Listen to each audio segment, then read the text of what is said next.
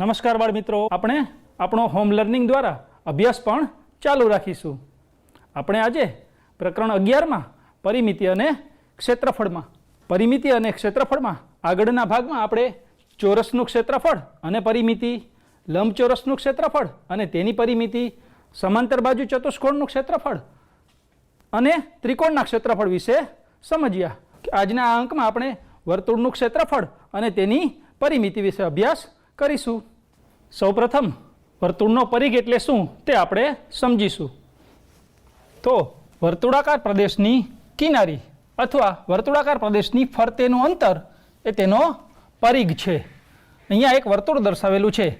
આ વર્તુળાકાર પ્રદેશની કિનારી ફરતેનું અંતર અથવા આ વર્તુળાકાર પ્રદેશની ફરતેનું અંતર અથવા તેની કિનારી એ આ વર્તુળનો પરિઘ દર્શાવે છે.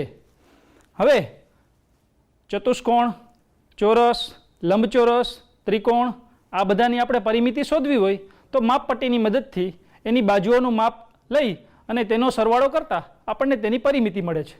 પરંતુ અહીં વર્તુળાકાર ભાગની પરિમિતિ શોધવા માટે આપણે શું કરીશું? આની પરિમિતિ આપણે માપપટ્ટી વડે શોધી શકીશું નહીં.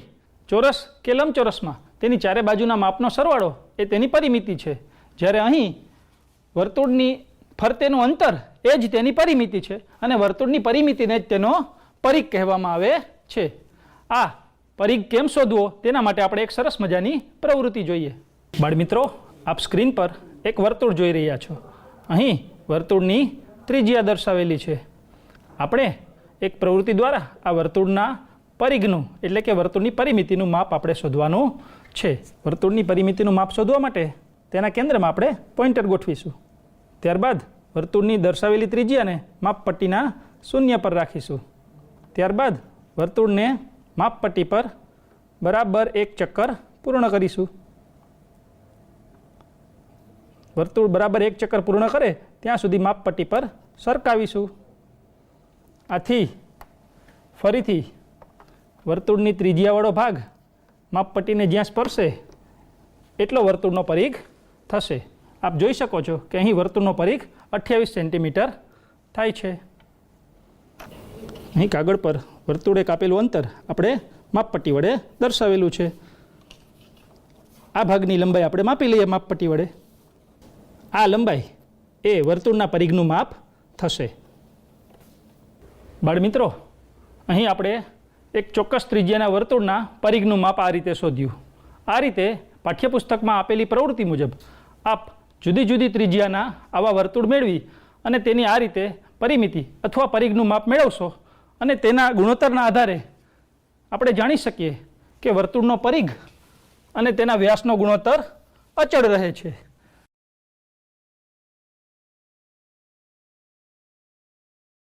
કોઈ પણ ચોરસ અથવા લંબચોરસ આકારની પરિમિતિ શોધવા માટે આપણને ખ્યાલ છે કે આપણે તેની બધી જ બાજુઓનું માપ લઈએ છીએ.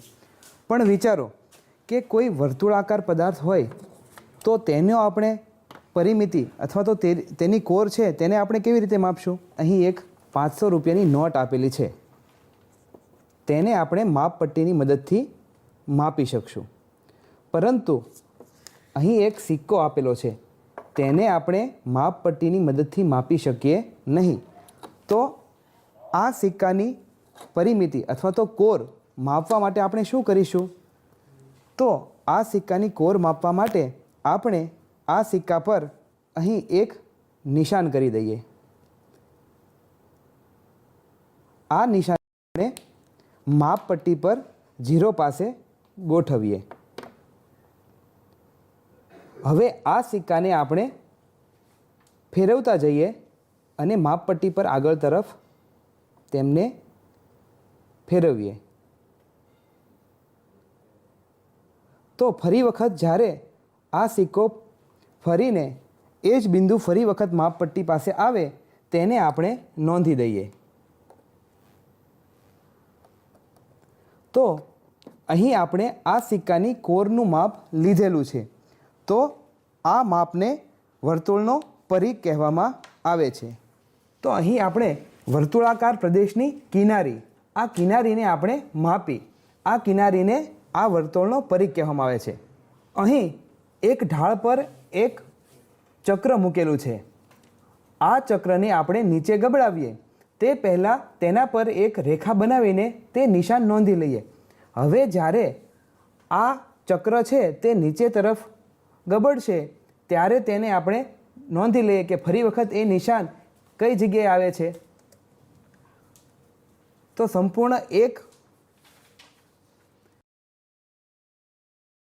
સંપૂર્ણ એક આંટો ફરીને જે જગ્યા પર ચક્ર આવે છે તેને આપણે નોંધી લઈએ. તો આ ચક્રએ જેટલું અંતર કાપ્યું છે એક ચક્ર પૂર્ણ કરવા માટે આ અંતરને તેનો પરિઘ કહેવામાં આવે છે. વર્તુળના પરિઘમાં આપણે ત્રિજ્યા, વ્યાસ અને પરિઘના કેટલાક ગુણોત્તર વિશે જોઈએ. અહીં એક વર્તુળ આપણે લીધું હોય કે જેની ત્રિજ્યા 3.5 સેન્ટીમીટર હોય, વ્યાસ 7 સેન્ટીમીટર હોય અને તેનો પરિઘ 22 સેન્ટીમીટર હોય તો પરિઘ અને વ્યાસનો ગુણોત્તર 22/7 બરાબર એટલે કે 3.14 થશે. આવો જ અન્ય એક બીજા માપ ધરાવતો વર્તુળની વાત કરીએ કે એક વર્તુળ કે જેની ત્રિજ્યા 7 સેન્ટીમીટર હશે. આપણને ખ્યાલ છે કે વ્યાસ એ ત્રિજ્યા કરતાં બમણો હોય છે, માટે 7 સેન્ટીમીટર ત્રિજ્યા ધરાવતા વ્યાસનું માપ 14 સેન્ટીમીટર થશે અને તેના પરિઘનું માપ 44 સેન્ટીમીટર થશે. આમ પરિઘ અને વ્યાસનો ગુણોત્તર લઈએ તો થશે 44/14 બરાબર 3.14. અન્ય એક વર્તુળની વાત કરીએ. અહીં ત્રિજ્યા 10.5 સેન્ટીમીટર આપી છે, વ્યાસ 21 સેન્ટીમીટર આપેલો છે અને તેનો પરિઘ 66 સેન્ટીમીટર આપેલો છે. હવે પરિઘ અને વ્યાસનો ગુણોત્તર જોઈએ તો 66/21 તેનું સાદુરૂપ આપીએ તો જવાબ આવે છે 3.14. અન્ય એક વર્તુળની આપણે વાત કરીએ કે જેની ત્રિજ્યા 21 સેન્ટીમીટર છે, તેથી તેનો વ્યાસ 42 સેન્ટીમીટર થશે, પરિઘ 132 સેન્ટીમીટર છે. તો અહીં પરિઘ અને વ્યાસનો ગુણોત્તર 132/42 થશે. અહીં સાદુરૂપ આપતા તેનો જવાબ 3.14 મળે છે. અહીં આપણને 4 પરિણામ મળેલા છે. આ ચારે પરિણામ અને કોષ્ટક પરથી અનુમાન કરી શકાય કે વર્તુળનો પરિઘ હંમેશા તેના વ્યાસના 3 ગણા કરતાં વધુ હોય છે. અહીં ઉપર આપણે જોયું કે 4 અલગ અલગ વર્તુળો લીધા, તેમાં આપણે વ્યાસ અને પરિઘનો ગુણોત્તર લીધો તો તેનો સાદુરૂપ આપતા જવાબ 3.14 જેટલો મળે છે. આ પરિઘ અને વ્યાસનો ગુણોત્તર 22/7 અથવા 3.14 કે જે અચળ છે. આ અચળ પરિણામ મળ્યું છે તેને આપણે પાઈ વડે દર્શાવીએ છીએ. આમ પાઈ બરાબર c/d, જ્યાં c એટલે પરિઘ અને d એટલે તેનો વ્યાસ છે. આપણે અગાઉ જોયું તેમ પાઈ બરાબર c/d. અહીં c એટલે પરિઘ અને d એટલે વ્યાસ છે. તેથી આપણે એવું કહી શકીએ કે વર્તુળનો પરિઘ c બરાબર પાઈ ગુણ્યા d. આપણે જાણીએ છીએ કે d એટલે કે વ્યાસ બરાબર 2 ગુણ્યા ત્રિજ્યા. તેથી આપણે એવું કહી શકીએ કે c બરાબર પાઈ ગુણ્યા 2 ગુણ્યા r. આમ વર્તુળનો પરિઘ બરાબર 2πr થશે.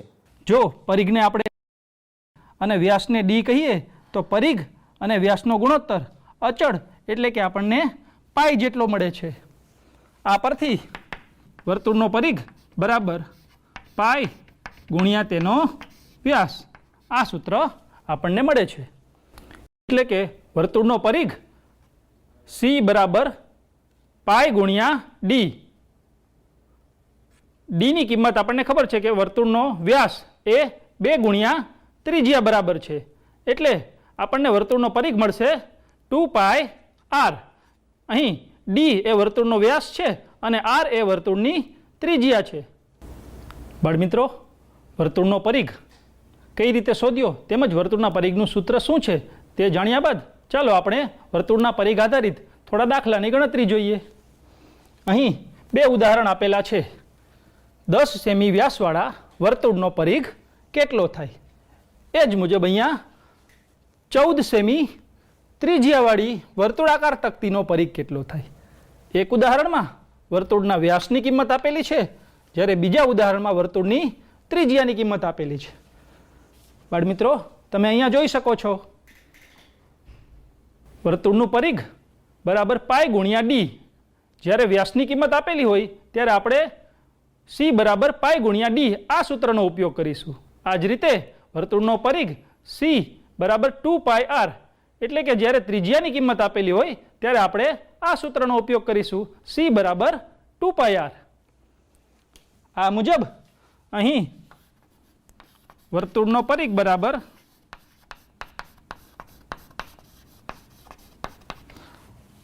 અહીં વર્તુળનો વ્યાસ આપેલો છે, માટે આપણે વર્તુળનો પરિઘ બરાબર પાઈ ગુણ્યા ડી એટલે કે વર્તુળનો વ્યાસ આ સૂત્રનો ઉપયોગ કરીશું. પાઈની કિંમત 3.14 અને વર્તુળનો વ્યાસ ડીની કિંમત છે 10 સેન્ટીમીટર. આ બંનેનો ગુણાકાર કરીએ તો આપણને 31.4 સેન્ટીમીટર મળે છે જવાબ. માટે આપણે કહી શકીએ કે વર્તુળનો પરિઘ 31.4 સેન્ટીમીટર થશે. આ મુજબ અહીં બીજા ઉદાહરણમાં જોઈએ. અહીં વર્તુળની ત્રિજ્યા આપેલી છે, તો વર્તુળનો પરિઘ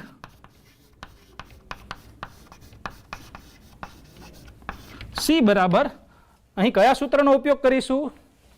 સરસ, 2πr આ સૂત્રનો ઉપયોગ કરીશું.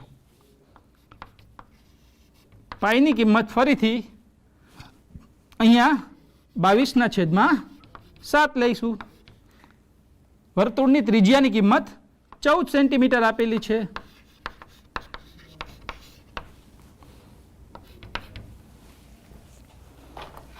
અહીં 7 અને 14નો છેદ ઉડાડીશું, તો 7 2 14 એટલે આપણને મળશે 2 ગુણ્યા 22 ગુણ્યા 2 સેમી.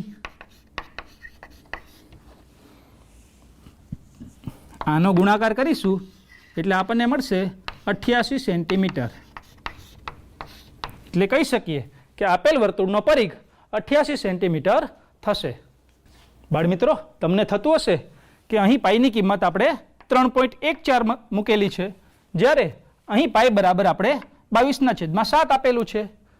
તો આપણે એ સ્પષ્ટ કરીશું કે જ્યારે પાઈની કિંમત રકમની અંદર તમને 3.14 લેવાનું દર્શાવેલું હોય ત્યારે આપણે પાઈની જગ્યાએ 3.14 મૂકીશું, અને રકમમાં પાઈની કિંમત વિશે કોઈ સ્પષ્ટતા ન કરેલી હોય ત્યારે આપણે પાઈની કિંમત 22/7 લઈશું.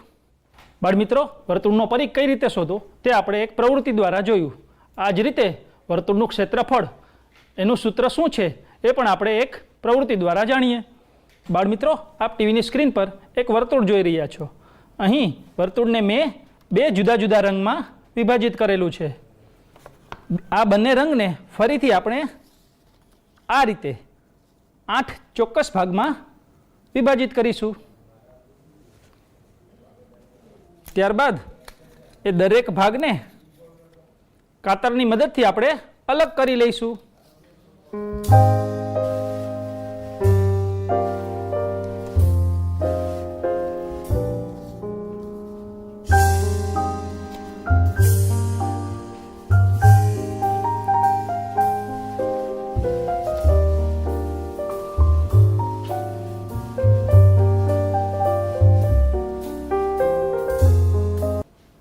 આથી આપણને આ રીતે વર્તુળના 8 ટુકડાઓ મળશે.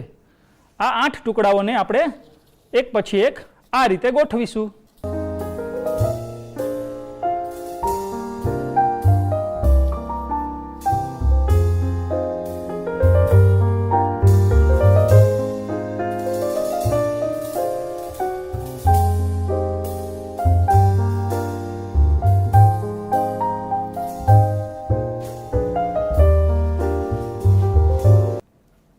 ટુકડાઓને આ રીતે ગોઠવવાથી આપણને અહીં દર્શાવ્યા મુજબ એક લંબચોરસ મળે છે.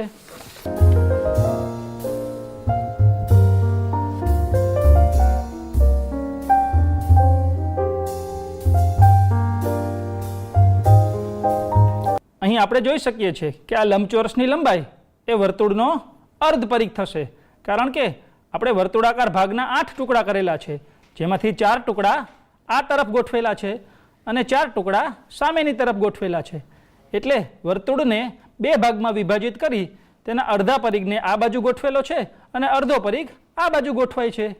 એટલે લંબચોરસની લંબાઈ એ વર્તુળના અર્ધ પરિઘ બરાબર થશે. આ જ રીતે લંબચોરસની પહોળાઈ વિશે શું કહી શકાશે? ખૂબ સરસ, લંબચોરસની પહોળાઈ એ વર્તુળની ત્રિજ્યા બને છે. તો આ ગોઠવણીના આધારે આપણે લંબચોરસના ક્ષેત્રફળના સૂત્ર પરથી વર્તુળના ક્ષેત્રફળનું સૂત્ર મેળવી શકીએ. બાળમિત્રો, હમણાં આપણે જોયું કે વર્તુળનું ક્ષેત્રફળ બરાબર લંબચોરસનું ક્ષેત્રફળ, એટલે કે વર્તુળને આપણે 8 ભાગમાં વિભાજિત કરી અને તેની ગોઠવણી એક લંબચોરસ સ્વરૂપે કરેલી.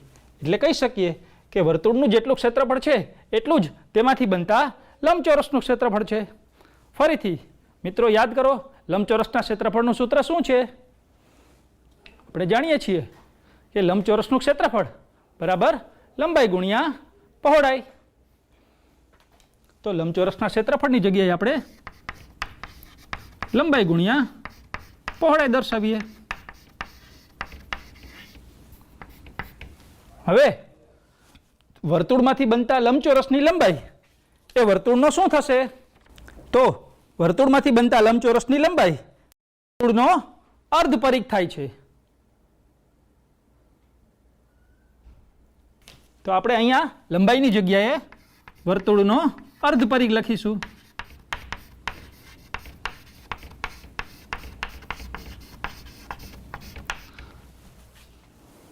ફરીથી વર્તુળમાંથી આપણે જે લંબચોરસ બનાવેલો છે એ લંબચોરસની પહોળાઈ એટલે વર્તુળની ત્રિજ્યા બને છે. તો આપણે અહીંયા પહોળાઈની જગ્યાએ લખીશું વર્તુળની ત્રિજ્યા.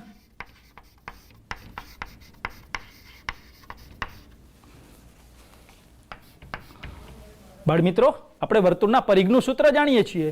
અહીંયા અર્ધ પરિઘ લેવાનો છે, એટલે સૌ પ્રથમ આપણે 1/2 વડે ગુણીશું.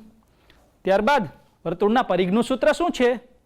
ફરીથી વર્તુળનો પરિઘ બરાબર 2πr અથવા વર્તુળનો પરિઘ બરાબર પાઈ ગુણ્યા ડી, જ્યાં ડી ની કિંમત 2r મૂકીએ એટલે વર્તુળનો પરિઘ આપણને મળશે 2πr. તો અહીંયા વર્તુળના પરિઘની જગ્યાએ આપણે લખીશું 2πr એને ગુણ્યા વર્તુળની ત્રિજ્યા. વર્તુળની ત્રિજ્યા આપણે r લીધેલી છે. અહીં સાદુરૂપ આપતા આ 2 અને 2 નો છેદ ઉડે છે અને આપણને મળે છે πr ગુણ્યા r. એટલે કે આપણને વર્તુળના ક્ષેત્રફળનું સૂત્ર મળશે πr વર્ગ.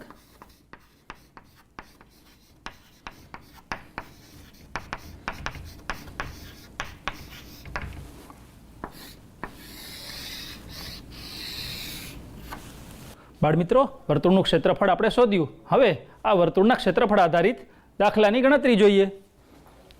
એક વર્તુળાકાર ભાગનો વ્યાસ 9.8 મીટર આપેલો છે અને આપણે તેનું ક્ષેત્રફળ શોધવાનું છે.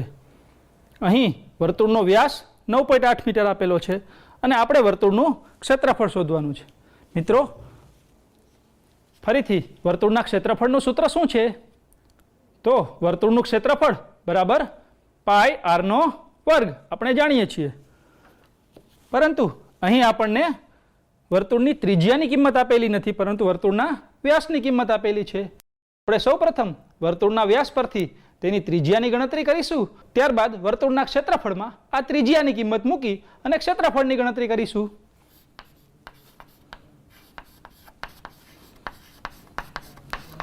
અહીં વર્તુળનો વ્યાસ 9.8 મીટર આપેલો છે. હવે વર્તુળનો વ્યાસ બરાબર 2 ગુણ્યા ત્રિજ્યા. તેથી વર્તુળની ત્રિજ્યા r બરાબર 9.8 મીટર છેદમાં 2, જેથી આપણને ત્રિજ્યાનું માપ મળશે 4.9 મીટર.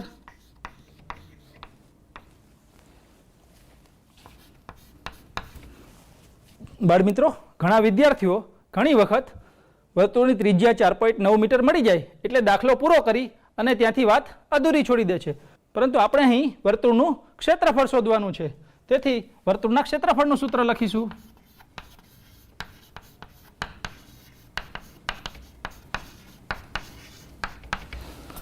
ફરીથી વર્તુળનું ક્ષેત્રફળ બરાબર પાઈ ગુણ્યા આરનો વર્ગ. તો અહીં વર્તુળનું ક્ષેત્રફળ આપણે લખીએ પાઈ ગુણ્યા આરનો વર્ગ. પાઈની કિંમત 22/7. અહીં ત્રિજ્યા આપણને 4.9 મીટર મળેલી છે, જે અહીંયા મૂકીશું. અહીં આરનો વર્ગ છે એટલે 4.9 આપણે 2 વખત લખીશું. આ બાબતનું આપણે સાદું રૂપ આપીએ. 22/7 અહીં 4.9 એટલે 49/10 એમ 2 વખત થશે. ત્યાર પછી 49 અને 7નો છેદ ઉડાડીએ એટલે 7 7 49 એટલે આપણને મળશે 22 ગુણ્યા 7 ગુણ્યા 49 છેદમાં 10 ગુણ્યા 10. આ બાબતનું સાદુરૂપ આપીશું એટલે આપણને મળશે 7546 છેદમાં 100 એટલે કે 75.46 ચોરસ મીટર. આથી આપણે કહી શકીએ કે વર્તુળનું ક્ષેત્રફળ 75.46 ચોરસ મીટર મળે છે. જોયું ને બાળ મિત્રો, છે ને ખૂબ જ સહેલું. આજના આ અંકમાં આપણે વર્તુળનો પરિઘ અને વર્તુળના ક્ષેત્રફળના સૂત્રની તારવણી કરી, તેમજ વર્તુળના ક્ષેત્રફળ આધારિત દાખલાની ગણતરી કરી.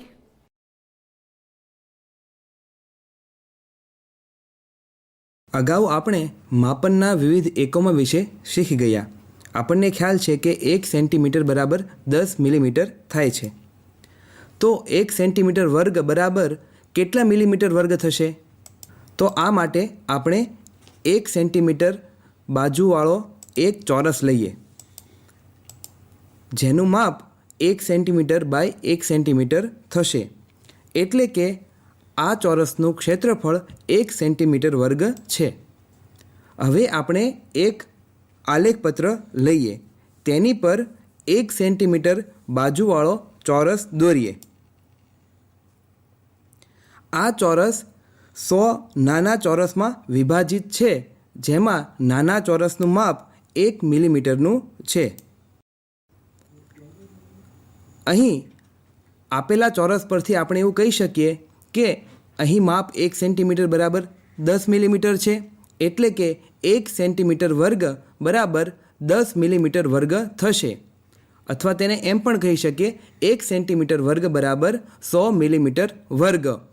અહીં આલેખ પર પણ જોઈ શકાય છે 1 સેન્ટીમીટર વર્ગમાં 10 મિલીમીટર બાય 10 મિલીમીટર એટલે કે 100 મિલીમીટર વર્ગના ચોરસ સમાયેલા દેખાય છે. 1 સેન્ટીમીટર વર્ગ બરાબર 1 સેન્ટીમીટર ગુણ્યા 1 સેન્ટીમીટર. અહીં 1 સેન્ટીમીટર બરાબર 10 મિલીમીટર લેતા 10 મિલીમીટર ગુણ્યા 10 મિલીમીટર બરાબર 100 મિલીમીટર વર્ગ થશે.